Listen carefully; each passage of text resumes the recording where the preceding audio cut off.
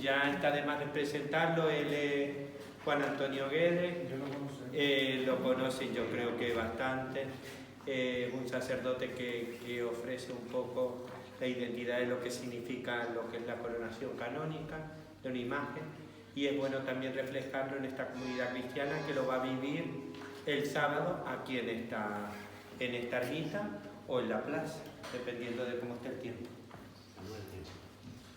Bien, pues buenas tardes, y tienen delante un poco el esquema más desarrollado de lo que quería yo transmitirles en este ratito como en las otras parroquias.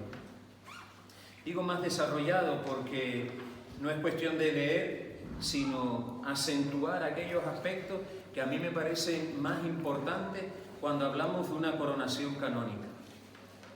Pero esta tiene de particular que es la imagen de Nuestra Señora del Rosario que se venera aquí en Machado. Y Machado, yo durante 8 años fui el párroco de la zona de Santa María, Cuevas Blancas, por ahí, Añaza, San Matías, estuve por esa zona, pero sobre todo Santa María y Cuevas Blancas. Y Machado para todos nosotros, los que vivíamos en la comarca, muchos más para los que son de este lugar, Machado es un lugar emblemático por la situación geográfica que tiene, un mirador, es un mirador, pero también por ese espíritu que desprende y que no es posible provocarlo a lo mejor en otros lugares, incluso con otras devociones. De ahí que Machado sea también a nivel cristiano una especie de lugar teológico, que teniendo a María en esta vocación y en esta imagen de Nuestra Señora del Rosario, se convierte en un atractivo para muchos fieles, hombres y mujeres, de muchos sitios que aquí peregrinan. Sus fiestas a lo grande, pues conservan el sabor de la tradición, pero también han sabido actualizarse. El edificio, el templo, yo siempre bromeaba en los otros lugares porque la gente de la parroquia cuando veníamos decía, es que el suelo de Machado si te despistas te cae, ¿por qué aquello no lo arregla? Digo, porque el gran valor que tiene es haberlo conservado intacto como lo estamos contemplando y disfrutando. Machado, digo, conserva la tradición actualizándose a los nuevos tiempos. De ahí que gente quisiera aquí celebrar su boda, hacíamos encuentros arciprestales de niños, de jóvenes, de catequesis familiar. Machado, un lugar emblemático, con mucha historia que, como decía don Aníbal, ya hace pocos días pudieron escucharla por medio de los profesionales que la han estudiado. Yo quisiera fijarme en los aspectos fundamentales de la coronación a partir de 4 bloques, que ahí los tienen bien definidos. El primero de ellos es, ¿se puede coronar una imagen de la Virgen? ¿Tiene eso sentido a nivel cristiano y en pleno siglo XXI? Pues para poder dar la síntesis de lo que significa una coronación canónica, me fui a estas palabras del obispo de Toledo, el primado de España, Monseñor Cerro, que decía en la coronación de una de las imágenes de su diócesis, decía lo siguiente, y a mí digo, me pareció una síntesis perfecta para entender cristianamente lo que se va a celebrar. Dice Monseñor Cerro, la Sagrada Escritura utiliza abundantemente la imagen de la coronación para manifestar la fidelidad de Dios que cumple siempre sus promesas y que recompensa con su gracia a los humildes. La proclamación de la realeza de la Virgen María mediante la coronación canónica de una de sus imágenes nos recuerda una verdad central de la fe, y es la misericordia de Dios que se fija en los pequeños, corona con la victoria a los humildes, regalándoles la vida de la gracia y de la gloria, y enseñándonos a todos, además, que en cristiano reina el que sirve y sirve el que reina. Hoy mismo aparecía en el Evangelio que se proclamaba en la Eucaristía. Si bien, dice Monseñor Cerro, el uso de coronar imágenes de la Virgen no se inició hasta el siglo XVI, pero la atribución a María del título de basilisa o reina pertenece a la tradición milenaria de la Iglesia. Ya las primeras generaciones de cristianos lo aplicaron a María inspirándose en las palabras del ángel, que anuncia que Dios daría al hijo que va a nacer el trono de David su padre, que reinaría sobre la casa de Jacob para siempre y que su reino no tendría fin. Por eso, coronar a María es coronar a la madre del Rey de Reyes, a la madre de aquel que inició el reino de Dios entre nosotros con su nacimiento, muerte y resurrección. En el origen de esta coronación se suele situar en torno al siglo XVI, cuando los frailes capuchinos, en las misiones populares que iniciaban, empezaron a introducir una especie de nuevo signo para destacar esta importancia de María, a la vez que para que los fieles pudieran manifestarle su amor de una forma casi penitencial. Y entonces, al final de esas predicaciones, de esas misiones, los fieles iban aportando joyas con cierto valor, de oro o plata, y se fundían para hacer la corona. Esto que comienza sobre todo en misiones en Italia, se va extendiendo y ya en el XVII y siglos posteriores no solo se reduce al ámbito italiano, sino que se extiende por toda la Iglesia. De ahí que haya llegado hasta nosotros, hasta San Juan Pablo II, hasta su pontificado. Era necesario que un párroco demostrara al obispo de la diócesis la devoción centenaria en torno a una imagen de la Virgen, de una advocación, para que fuera el obispo quien solicitara a Roma esa coronación canónica.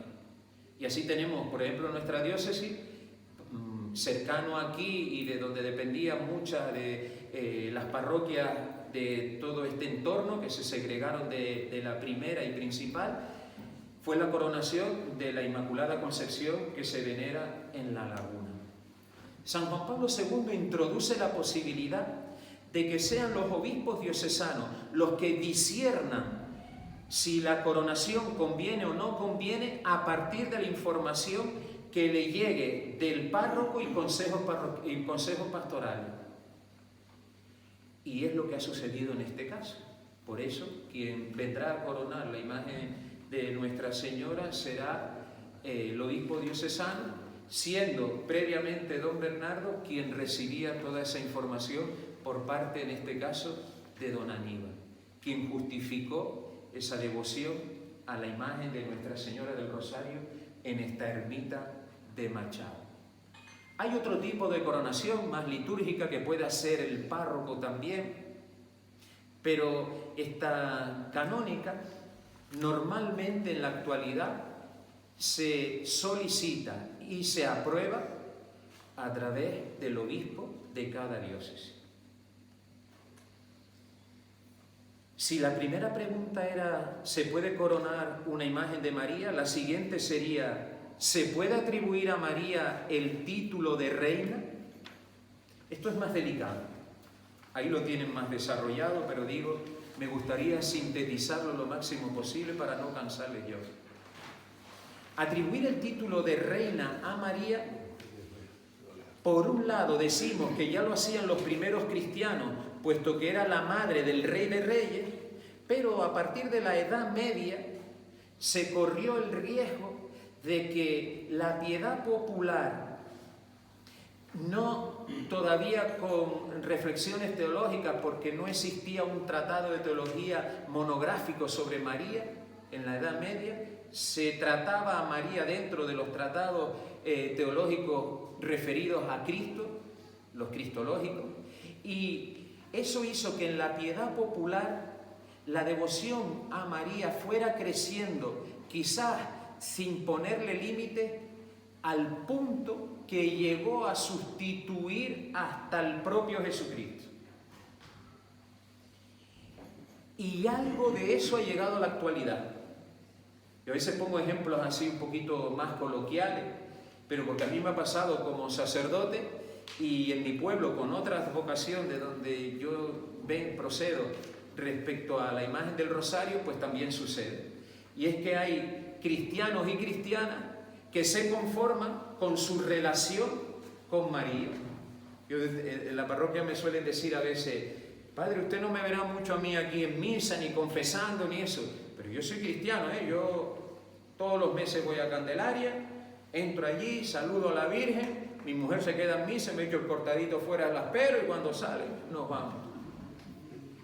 Esto que no tiene malicia responde a una importancia que fue cobrando la mariología, la María en la iglesia, pero que no se supo vincular a Jesucristo.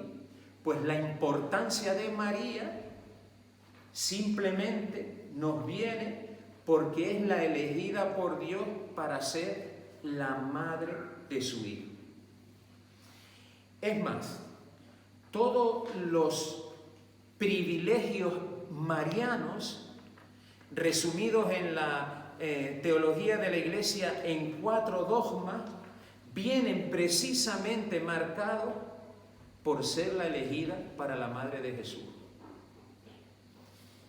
Los 4 dogmas marianos que resumen estos privilegios, que desde el principio se atribuían, pero que ya luego teológicamente fueron definidos en distintos momentos, el primero de todos es el de la maternidad divina. Lo primero que se le atribuye a María es, los griegos la llamaban Theotokos, los latinos Mater Dei, la Madre de Dios, por haber sido elegida para Madre de Jesús. Es el primer dogma que define la Iglesia respecto a María y el cimiento de los otros 3. El segundo dogma es el de la virginidad de María, antes, durante y después, que es muy importante. Este no es el lugar para explicarlo, pero es muy importante, no es anecdótico. Algunos por ahí dicen, bueno, eso de que la Virgen fuera, de que María fuera virgen y madre, bueno, eso es una cosa de... No, eso tiene una explicación teológica, con una raíz bíblica. Si no, no sería un dogma de fe. Si fuera opcional el creerlo o no, no sería un dogma de fe. Pues segundo dogma que se define, ahí lo tienen en esas hojitas, la virginidad. Tercer dogma, la Inmaculada Concepción. María es inmaculada en su concepción. Sin querer a veces pensamos que es en la concepción de Jesús en ella. No. Si creemos de verdad que los padres de María son Joaquín y Ana, decimos que María es inmaculada, es decir, es preservada del pecado original desde el momento de la concepción en Santa Ana. Ese es el dogma. Porque desde su concepción, María está preparada para poder llevar en sus purísimas entrañas al Hijo de Dios. Jesús y el pecado son incompatibles.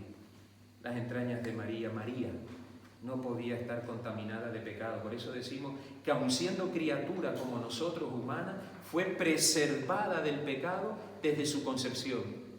Inmaculada, sin mácula, sin pecado desde su concepción.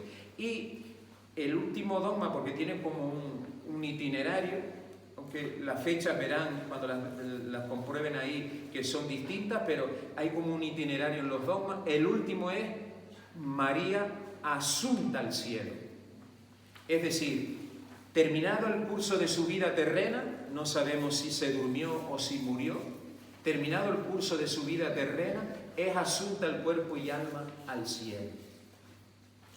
Bien, pues curiosamente la festividad de la realeza de María se establece el 22 de agosto, una semana después del 15 de agosto. Para nosotros la fiesta de la Candelaria, pero ¿saben ustedes qué fiesta celebra la Iglesia Universal cada 15 de agosto? La Asunción. Por eso, una semana después, celebramos la realeza. María es coronada cuando está asunta en el cielo. La iconografía cristiana la representa con una auténtica corona, pero aquí viene el tercer bloque. Hemos de tener en cuenta que la realeza de María no es una realeza mundana, porque el reino de Dios, como bien claro lo dejó Jesucristo, no es un reino de este mundo. ¿Recuerdan ese episodio que se suele proclamar en cada Semana Santa? Tú eres rey, tú lo has dicho, pero mi reino no es de este mundo. Por eso, la realeza de María, aunque la coronemos con corona física, no es una realeza al estilo de este mundo. De ahí que los papas hayan insistido en distintos periodos de la Iglesia que el título que mejor se le atribuye a María antes que el de reina, y para poder entender es el de madre. Y es verdad. Para nosotros, los que hemos tenido, Argelio Neto sé que lo comparte también, quienes hemos tenido una buena experiencia en casa de familia, sobre todo de madre, decimos que es la reina de la casa. Y de hecho muchas veces cuando fallecen las madres, el tejido familiar se tambalea un poco y en algunos se rompe. De ahí que también la Iglesia haya querido venerar a María con este título y expresarlo incluso por una corona, por el amor que le tenemos, pero sin descuidar nunca que su realeza no es al estilo de este mundo y que por tanto su misión es siempre llevarnos al Rey de Reyes, su propio Hijo Jesucristo, el único Salvador. En un momento determinado hubo una corriente, ahora de nuevo ha brotado, sobre todo por el tema de las redes sociales, de hablar de María como corredentora en nuestra historia de salvación. Y la teología, sobre todo a través del Papa, insiste en que hay que entender muy bien este término, porque ella no es diosa. Solo nos puede salvar aquel que, siendo hombre, como nosotros, verdaderamente hombre, Jesucristo, también es Dios, verdaderamente Dios. Las dos naturalezas, humana y divina, en la segunda persona de la Santísima Trinidad. María es criatura, no es diosa. No es diosa. Por lo tanto, el Redentor es Jesucristo. Si hablamos de ella como corredentora es porque está asociada a la obra redentora de su Hijo, puesto que es la elegida para ser su madre de forma única e irrepetible. Por último, y con ello ya termino, toda la experiencia litúrgica en la Iglesia nos lleva siempre a una vivencia, de tal modo que lo que celebramos tiene que repercutir en lo que vivimos. Traemos la vida y lo celebrado lo llevamos a la vida. Sístole y diástole de la fe. Por eso, ahí verán en el último bloque una serie de preguntas, porque María para la Iglesia siempre es el modelo de cómo debemos seguir a Cristo y el anticipo de lo que nos espera a nosotros después de la muerte. Ella es la que acoge la palabra de Dios, la que confía, la que tiene sus dudas, pero al final es dócil, es la servidora primero de su prima Isabel, luego de los discípulos, es la que adquiere una segunda maternidad al pie de la cruz, ya no solo será madre de su Hijo, sino también luego de los discípulos, el segundo sí de María, y allí anima a la Iglesia en esos momentos de dificultad, como la anima en estos momentos también de dificultad en la Europa que a nosotros nos ha tocado vivir. María modelo, María anticipo. Y por eso también de esta coronación canónica surge una cascada de preguntas. Pues no tendría mucho sentido que nosotros quisiéramos coronar una imagen de María y no nos empapáramos de lo que María nos pide. De ahí que yo sugiero un ejercicio de piedad muy sencillo, y es contemplar a esta imagen de Nuestra Señora del Rosario en estos días, en el de la coronación y en los posteriores, cuando vengamos a esta ermita y le preguntemos: mamá, ¿estás orgullosa de mí? Mamá, ¿qué quieres que cambie por ti? Mamá, ayúdame en esta vida hasta llegar donde tú estás en la vida eterna. Eso me parece que sería la gran conclusión de esta coronación. No quedarnos los aspectos externos, que están siendo importantes, sino como la Iglesia pide y Aníbal aceptó y ha intentado con el Consejo Parroquial provocar, en todos los lugares por donde ha ido peregrinando la imagen, que no se quede simplemente en un momento histórico, sino que afecte a los cristianos que en este momento de la historia lo han pedido y lo van a celebrar este sábado. Pues muchas gracias.